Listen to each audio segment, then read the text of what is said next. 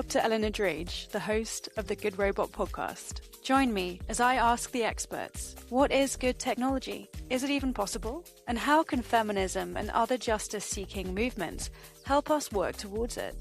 If you want to learn more about today's topic, there's a full transcript of the episode at thegoodrobot.co.uk, along with an especially curated reading list by every guest. I love hearing from listeners, so feel free to reach out on Instagram, TikTok, LinkedIn, or through my Cambridge email address. And don't forget to leave a review on whichever platform you're listening from. But for now, sit back, relax, and enjoy the episode.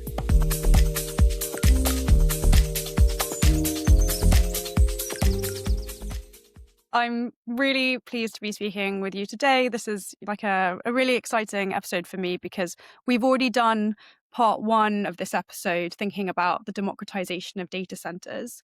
And so this is why today I'm with Tara Merk, who's a researcher and PhD candidate in political science at CNRS and Panthéon SS University Paris 2, studying exit to community strategies for collective digital economy ownership. And you will tell us all about what that is over the course of this episode. So just to begin, Tara, who are you? What do you do? And what brings you to the subject of good technology? Yes. So, hi, Eleanor. I'm really grateful to have the opportunity to be here. I'm Tara. I'm actually a postdoc by now, the CNRS in Paris. I'm also a research associate at the Weizenbaum Institute in Berlin and a research fellow at the New School in New York. And what brings me to the topic of good technology is I've always had this, I love the internet. But there's so many things that I can't change, I can't determine, that sort of get handed to me. So for me, it was always this sort of idea, how can I tinker in mainstream platforms and mainstream spaces, right, in a way that suits my goals and my values and the values of the people that I hang out with. So always asking the question of like, how can we make technology serve us? With myself in mind as well as other people, and trying to figure out ways to make that happen. Fantastic, and congratulations, obviously, on your PhD. These old university websites that keep old information. So, we are the Good Robot podcast. What is, or I am now, because Kerry's gone very sadly. So, what is good technology to you? Is it possible, and how can feminist or pro-justice ways of thinking help us get to good technology? So I think, like, relatively simply put, for me, what makes technology good, or what is good technology, is technology that is designed for the people that it serves, sort of putting them first, and also is accountable to their needs, so that there is a feedback mechanism through which those people can sort of have a say in how those technologies work, the way data gets collected, right? The way certain features are implemented, how accessible it is to that user base, etc. So working for the people that it serves and being accountable to those people as well.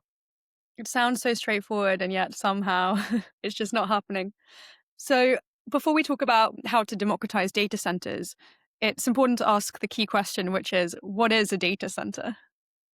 So I think that's an interesting question, because data centers have been in the news quite a bit recently and that sort of thing.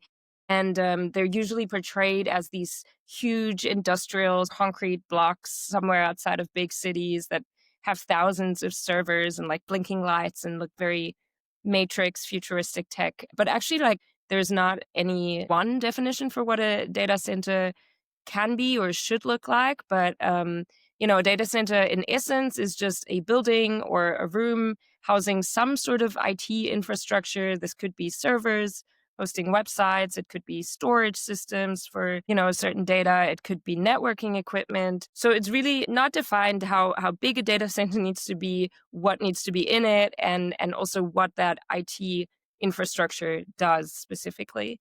So what is a data center? It's some sort of building or physical space with IT infrastructure, but everything else is pretty much up to the specific case that we're talking about. Okay, so it could be completely different. Let's just keep that in mind then for the rest of the episode. What though is the data center market like at the moment?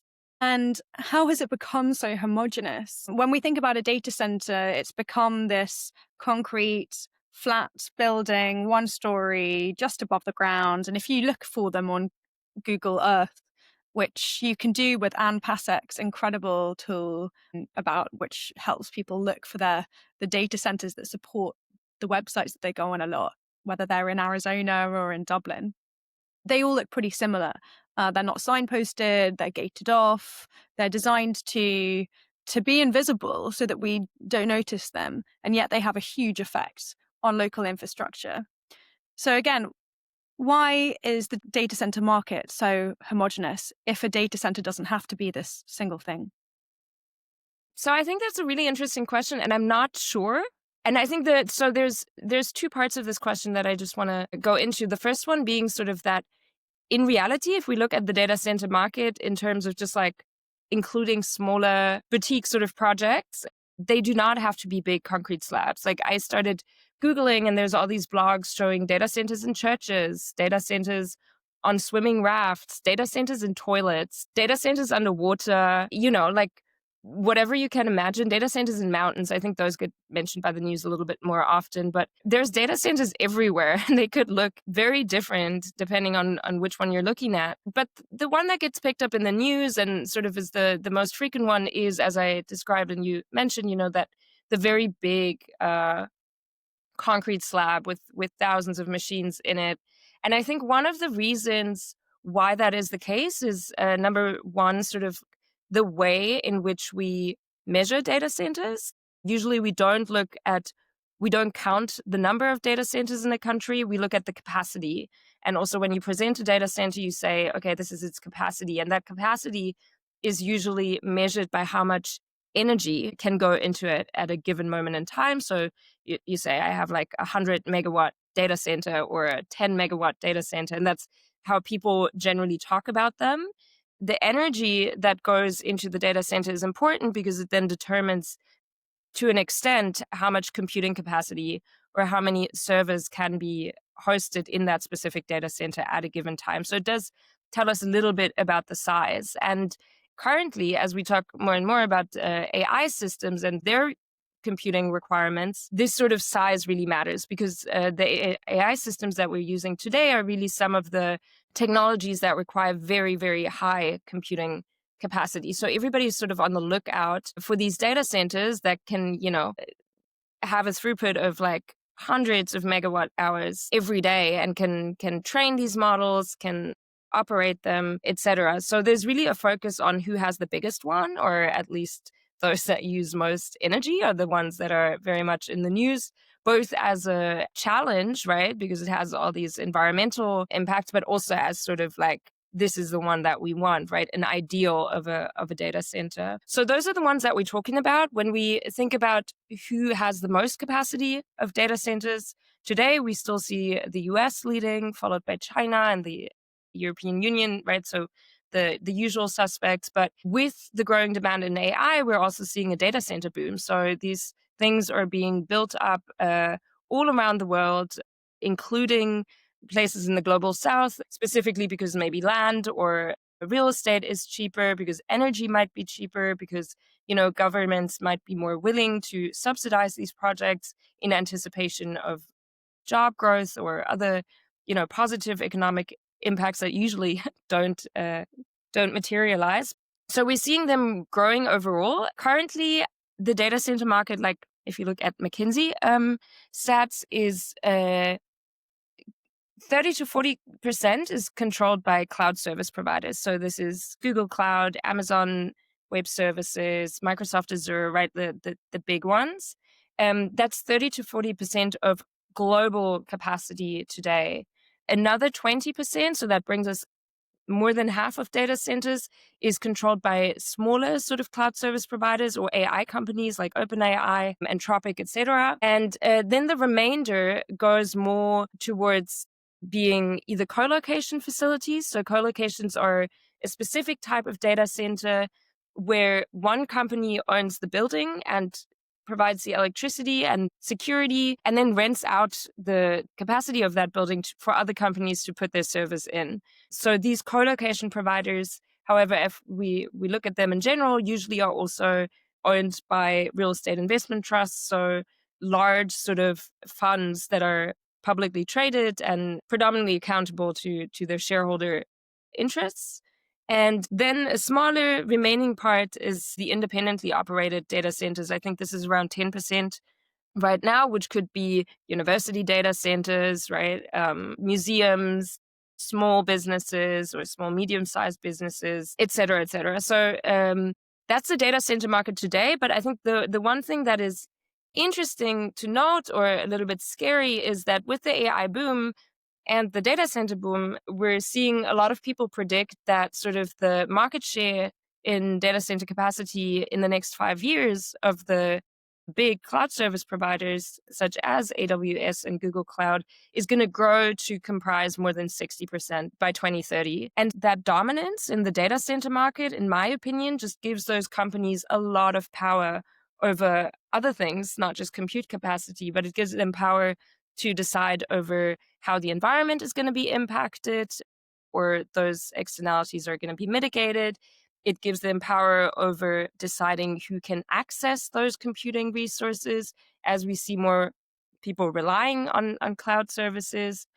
And it, of course, also in the context of AI, gives them a lot of power of deciding over how these AI systems are going to be governed and developed through the data centers in which all that occurs. So that's sort of the market today. I think the important trend to take from that is that it's already homogenized to an extent. There is a lot of diversity nonetheless, but we're seeing a trend that increases this homogenization that personally I believe can be quite dangerous. And it would be cool to think about alternatives Yeah, to that model. it's a form of big tech dominance that people aren't talking about, for sure.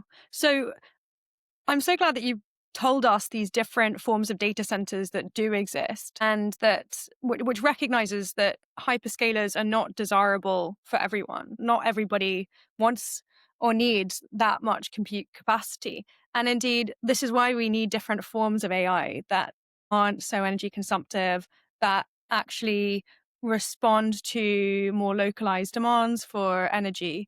And we'll be talking to a number of different people on this podcast about low resource technologies that respond to these kinds of environmental pressures. So, what could the data center be otherwise? What are the alternatives that might be out there? What is a community based data center, for example, that I heard you speak so eloquently about in Berlin last year and got everyone in the crowd excited? What is that? So that's been a question that's sort of been sitting at the heart of some of the research that I've been working on recently, both with the new school, but also with some colleagues at the Weizenbaum Institute, where we're sort of asking ourselves, what do community-owned and governed data centers look like? And one of the things that we figured out in speaking to each other, or I had a very specific idea in mind that I'm not going to promote here, because when I spoke to others, I realized like, wow, a lot of people have ideas in mind, but they're all completely different, right? And just as wide as the term data center is, the term community owned and governed data center might be a bit of a, narrowing down, but it's still pretty wide. And so understanding and seeing that we all had these different visions, we decided like, wow, it's probably not just us. We're going to host a series of workshops, which is something that we've been doing, and get other people, not just from research and academia, but, activist, artist spaces, more civic or citizen sort of voices. We're also trying to speak to political leaders and people in business or that see themselves as entrepreneurs in that space and ask them, to you, what does a community-owned data center look like? We're running these workshops as like collaborative sort of experiences. So it's not any single person's vision, but always the idea of a group of people. And we've been getting these really cool drawings out of them that, are difficult to show on a podcast, but maybe some of the interesting preliminary findings that or like high level themes that I've been seeing by doing these workshops is there's a lot of different ideas. They remain, but some of the common things that people think could be different or improved in that setting is that they talk about these data centers being more transparent. So one group actually came up with a data center built from glass a lot of people were talking about initiatives to bring student groups in there and, get like a school class to set up their own server. The idea of the data center not just being a service provider, but also like an educational institute or infrastructure within cities or even rural communities that people can go to. Because a lot of people, when we did these workshops, were like, "Huh, we don't think about data centers very much in our day to day. And people aren't really sure what they are. They're so closed off. They're hard to get into." But just providing that accessibility could already create a community-ish aspect around that data center, which I thought was interesting and a lot of people have sort of brought up. Apart from that, I guess we're seeing a lot of people think about cooperative models or federated models of data centers. How can that network of then, smaller facilities in different places share compute capacity with each other? Using the cooperative model, could sort of people who live close by a data center, for example, become cooperative members and shareholders of that data center and thereby also get a say over some of the important or strategic decisions for that facility? We usually in those workshops, people run into the issue of like financing because, yeah, one of the things data centers, especially high capacity data centers, are not cheap. They're very resource intense. So a lot of times people suggest getting the public sector involved. And also, we've been doing these workshops predominantly in Germany or in a European context where there is a lot of talk about sovereign AI and sovereign clouds and European clouds, the Eurostack, what have you. So sort of the idea of like taking that public discourse and materializing it in these sorts of projects by having the public sector also involved um, in them. And then last but not least, I think there's also an aspect where people talk about like what services does that data center provide? Is it mining Bitcoins or is it training new AI models? Is it hosting those models? And it's, people have a lot of different ideas, but one of the things that I find interesting is that many have mentioned that a data center in your vicinity, why isn't it also hosting services for the people that use it, right? So ideas around like, what if we had anybody who lives in a certain zip code gets access to an email domain or, hosted in that data center that they can use and configure to their needs? Or what if a municipality could then use those facilities to sort of host its own public services? So I think there's a lot of really interesting, cool stuff. Like also, how does it get powered, right? People then think about where does the energy come from? And there's a lot of problems and still we're probably gonna need to rely on traditional resources, although I've also heard opinions of like, what if we just switch it off? If it's completely solar powered, then why not switch it off when the sun goes down? And then, these services will just not be available. It depends on what gets hosted, but the idea of like, yeah, how do we deal with the physical inputs and outputs of that virtual thing, which is the energy input, but also the warmth and the heat, right, that it emits, and where people are like, it's not just a museum and meeting space, but there's also a pool and sauna and greenhouses on top of the data center types of imagination that come out of it. So through these workshops, I can say that like there's a lot of cool and why not do it sort of ideas that are out there for community owned and governed data centers. And there is interest once you speak to people about it. What one best answer is, I personally can't say. And I'm curious as we do this workshop series to learn more around the key themes that shape people's thinking around that issue. Ideally, it also gets decided or more informed by community inputs rather than myself speaking here. The point is that people have opinions on what their data center should look like. And these are people who may never have thought about what a data center is and where it is and what it does before. There's no reason why you and I and, the everyday person with no contact with big AI devices can't make a dent, make an impact in how data centers are governed in their local municipalities. So it's context specific, right? Not all data centers should look the same. People have different ideas about how to decentralize data centers. Tell us about the German context because you're based in Berlin. So tell us about the German context then. What does decentralizing data centers look like? So, yeah, I just want to double down on what you said. I think the context matters a lot. It matters in two ways. Like, the first way is sort of how people go about thinking what community could be. One of our collaborators with the Weizenbaum project, is based in Mexico and has been working a lot with sort of land rights, indigenous land rights and governance in Mexico type of thing. So he and his communities will have a very different way of thinking about these things versus myself in a German context. I think the German context, maybe there's 3 points that, in my opinion, inform that, or then the other thing. So there's a culture, I think, that informs sort of how we think about it, and there's a legal system, right? Because these, at the end of the day, it's land, it's building, it's electricity, so utilities that go in, which are all highly regulated infrastructures that we have a different legal toolkit to pick and choose from, depending on the context that we come from when we think about community-owned data centers. So in Germany, I think there's maybe 3 things that are interesting from my personal opinion. The first one is we do have a very strong federated structure in Germany. Did the PhD in France and there for the postdoc as well.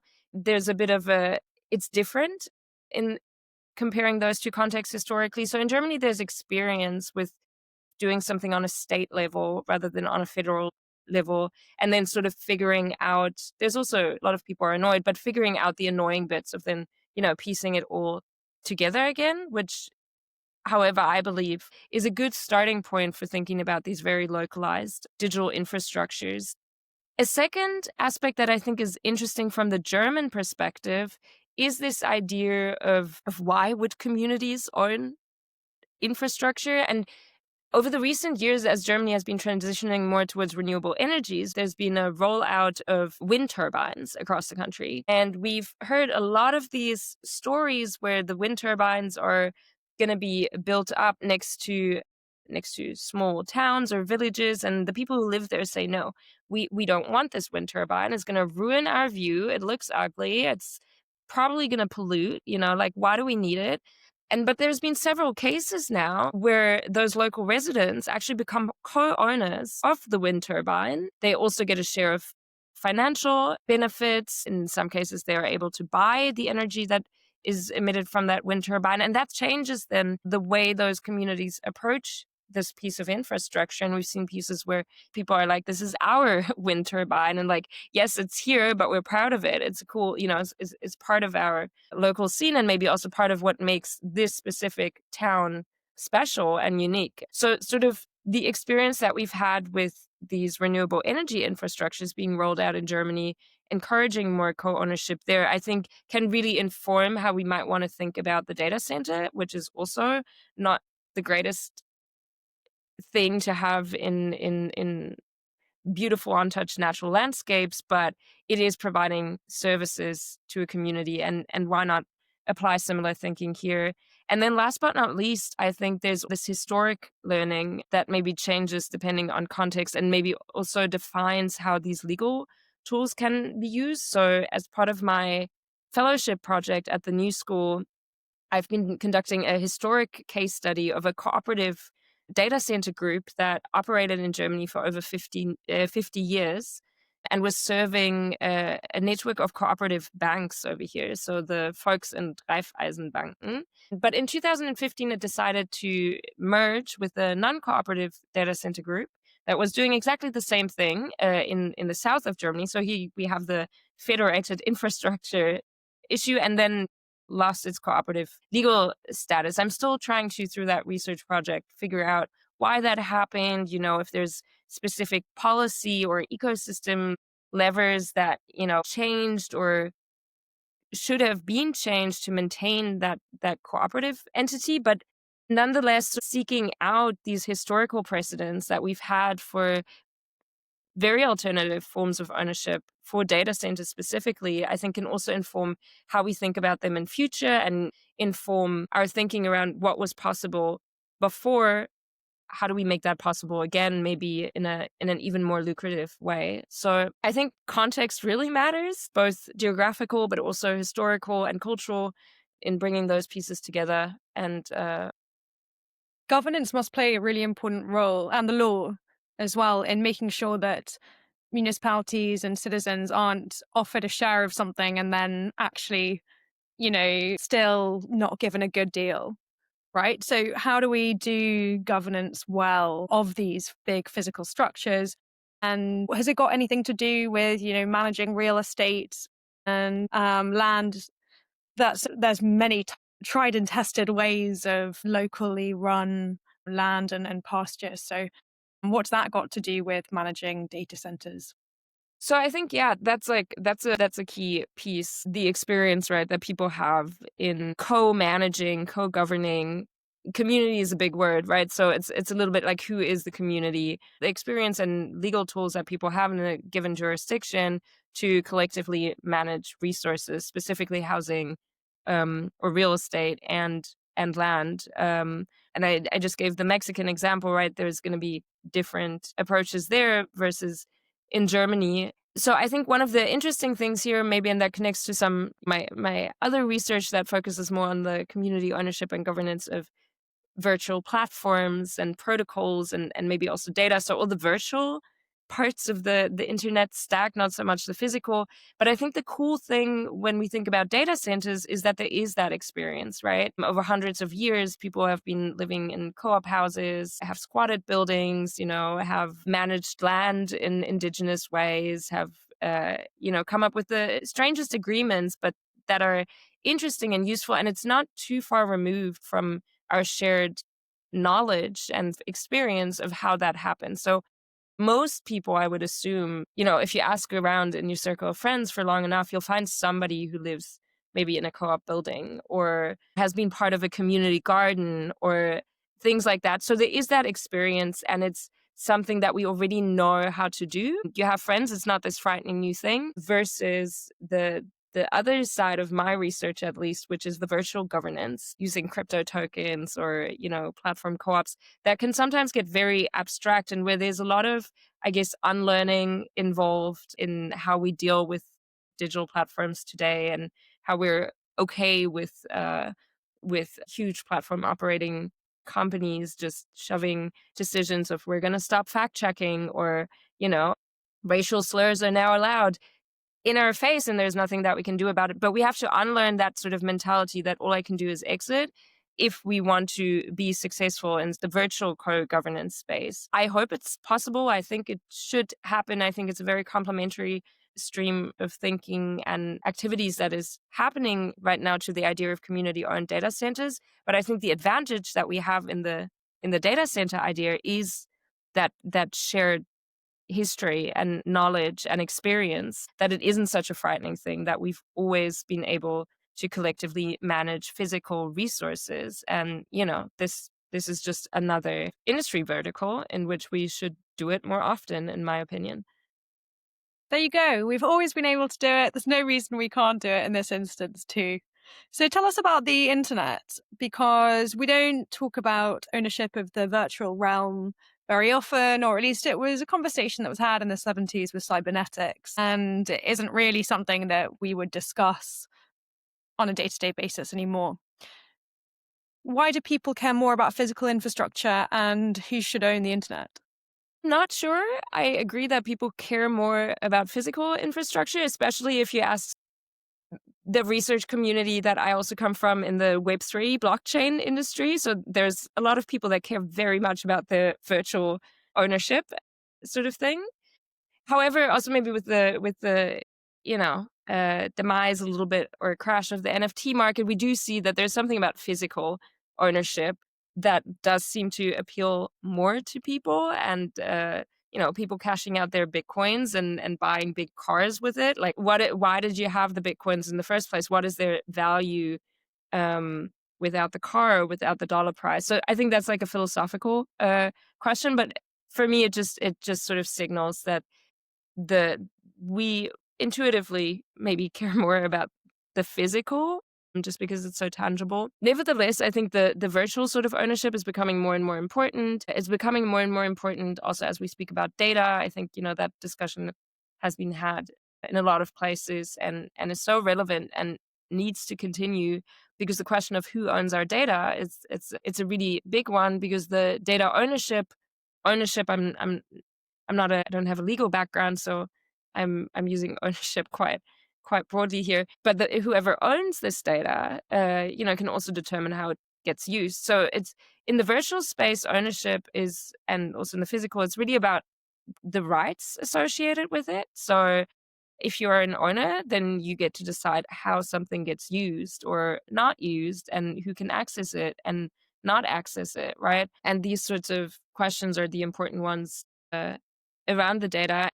Who should own the internet, I guess, was the follow-up question to that.